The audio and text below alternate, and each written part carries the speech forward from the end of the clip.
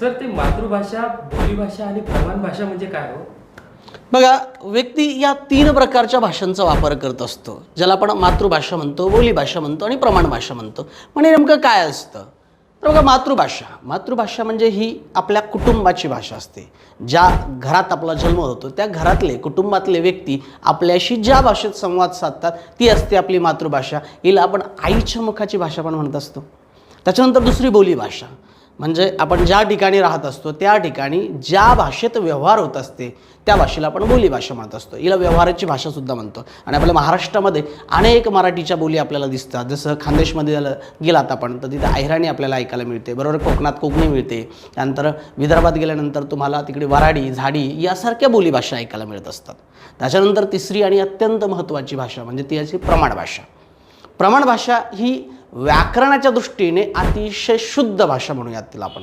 प्रत्येक गोष्ट प्रमाणामध्ये असते, बोलण्यासाठी सुद्धा शुद्ध भाषा असते, म्हणून हिला प्रमाण भाषा म्हणतात. आणि ह्या प्रमाण भाषेचा वापर आपण आपल्या वृत्तपत्रांसाठी, GRसाठी, त्याचबरोबर पुस्तकांसाठी केला जातो. आणि या तिन्ही भाषेचा वापर व्यक्ती आपल्या आयुष्यात प्रत्येक ठिकाणी करत असतो. या प्रकारच्या नवनवीन व्हिडिओसाठी आपल्या चॅनलला लगेच फॉलो करा. आणि याच्यानंतर तुम्हाला कोणत्या घटकावरती व्हिडिओ पाहिजे तो कमेंटमध्ये नक्की मला मेन्शन करा. थँक्यू.